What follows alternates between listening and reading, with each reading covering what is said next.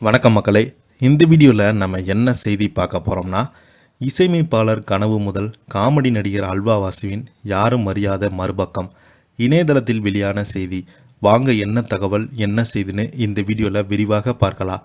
அதுக்கு முன்னாடி முதன்முறையாக நம்ம சேனலை ஃபஸ்ட் டைம் பார்க்குறீங்கன்னா சப்ஸ்கிரைப் பண்ணாதவங்களாம் சப்ஸ்கிரைப் பண்ணிக்கோங்க. பெல் பட்டன் சிம்பிள் அமைக்கி நம்ம சேனலோட நோட்டிஃபிகேஷனை எனேபிள் பண்ணிக்கோங்க. நாங்கள் போடுற வீடியோ எல்லாமே உங்களுக்கு உடனுக்குடனே வந்து சேரும். வாங்க என்ன தகவல்னு இந்த வீடியோவில் பார்க்கலாம். காமெடி நடிகர் அல்வா வாசுவின் மறுபக்கம் குறித்து தகவல் தான் இணையதளத்தில் வைரலாகி வருகிறது. தமிழ் சினிமா உலகில் பிரபலமான காமெடி நடிகராக இருந்தவர் தான் அல்வா வாசு. இவருடைய சொந்த ஊர் மதுரை. இவர் ஏழ்மையான குடும்பத்தைச் சேர்ந்தவர். சாப்பாட்டுக்கே வழி இல்லாமல் திண்டாடக்கூடிய சூழ்நிலை இருந்தது. இருந்தாலும் வாசு தன்னுடைய படிப்பில் கெட்டிக்காரராக இருந்தார். இவருக்கு சிறு வயதிலிருந்தே இசையின் மீது அதிகம் ஆர்வம் கொண்டவர். இசை மீது இருந்த ஆசையினால் இவர் கிடார் வாசிக்க பயின்றார். ஒரு கட்டத்தில் கிடாரில் அவருடைய கைகள் விளையாடி இருந்தது. இவர் பெஞ்சில் தாளம் போட்டால் அவருடைய நண்பர்கள் எல்லாம் ஆட்டம் போடுவாங்க. அந்த அளவுக்கு வாசு இசையை நேசித்தார். அதோடு இவங்க எம்காம் படித்து முடித்திருக்கிறார். கல்லூரியில் மியூசிக் என்றால் வாசுதான் என்று சொல்வாங்களாம். அந்த அளவுக்கு இசை மீது அதிக ஆர்வம் கொண்டிருந்தார். பின்பு அவருடைய நண்பர்கள் கொடுத்த ஊக்கத்தினால் வாசு சினிமாவுக்கு இசையமைப்பாளராக வேண்டும் என்று கனவோடு சென்னைக்கு வந்திருக்கிறாரு. ஆரம்பத்தில் சினிமா ஆசையுடன் சென்னைக்கு வந்தவர்களை எப்படி சுழற்றி அடிக்குமோ அப்படித்தான் வாசுவின் வாழ்க்கையில் நிறைய பிரச்சனைகள் வந்தது. இருந்தாலும் அவர் எதற்காக அசையவே கிடையாது. தன்னுடைய கையில் கிட்டாருடன் நிறைய சினிமா அலுவலகங்களை ஏறி இறங்கி இருந்திருக்கிறாரு. அவருக்கு வாய்ப்பு கிடைக்கவே இல்லை. எல்லோருமே மறுத்து அவரை வெளியே அனுப்பியிருந்தாங்க. நிறைய கேலி கிண்டல்கள் அவமானங்கள் எல்லாம் சந்தித்திருந்தார்.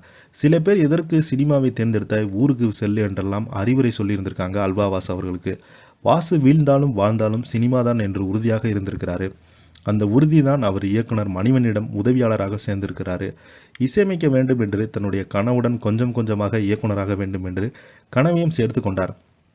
அப்படித்தான் இவருக்கு வண்டி சக்கரம் என்ற படத்தில் ஒரு சீன் நடிக்க வாய்ப்பு கிடைத்தது. முதல் முறையாக இவர் இந்த படத்தில் தான் தமிழ் சினிமா உலகிற்கு அறிமுகமானார்.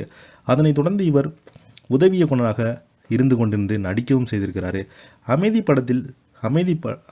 அமைதி படை படத்தில் சத்யராஜுக்கு அல்வா வாங்கி கொடுப்பது போன்ற ஒரு காட்சி இருக்கும். அதிலிருந்து தான் அவருக்கு பெயருக்கு முன்னால் அல்வா வாசு என்று பெயர் அடமொழி வந்தது. மணிவண்ணன் இயக்கிய பல படங்களில் உதவி இயக்குனராக வாசு தான் பணிபுரிந்திருக்கிறாரு. சில படங்களில் இவரே தனியாக காமெடி ட்ராப்பெல்லாம் எழுதி கொடுத்துருக்கிறாரு. இன்னொரு பக்கம் இவர் பல கதைகளை எழுதி வைத்து கொண்டு தயாரிப்பாளர்களும் இறங்கியிருக்காரு. இருந்தாலும் இவருக்கான வாய்ப்புகள் மறுக்கப்பட்டது. இவர் முயற்சிகள் செய்து கொண்டாலும் இவருக்கான சப்போர்ட்டுகள் பொருளாதார உரையும் கிடைக்கவே இல்லை. காமெடி நடிகராக துணை நடிகராக தன்னுடைய திரைப்பயணத்தை தொடங்கியிருந்தார். 900 படங்களுக்கு மேல் இவர் சின்ன சின்ன வேடங்களில் நடிச்சிருந்தார். இசையமைப்பாளராக வேண்டும் என்று கனவுடன் சென்னைக்கு வந்த வாசு நடிகராகத்தான் ஆனார். மீண்டும் சொந்த ஊரான மதுரைக்கு சென்றுட்டார். இதையடுத்து கடந்த சில வருடங்களுக்கு முன்பு உடல்நலம் சரியில்லை. இதனால் இவருக்கு டயாலிசிஸ் சிகிச்சை ஏற்பட்டது. இவருக்கு கல்லீரல் பாதிப்பு அதிகம் ஏற்பட்டது. மூச்சு விடம் ரொம்பவும் சிரமப்பட்டு கொண்டிருந்தார். மதுரையில் உள்ள தனியார் மருத்துவமனையில் இவருக்கு சிகிச்சை கொடுத்தாங்க. பண உதவி இல்லாமல் வீட்டில் படுத்த படுக்கையாக இருந்தார். 2014 இவர் இறந்துட்டார்.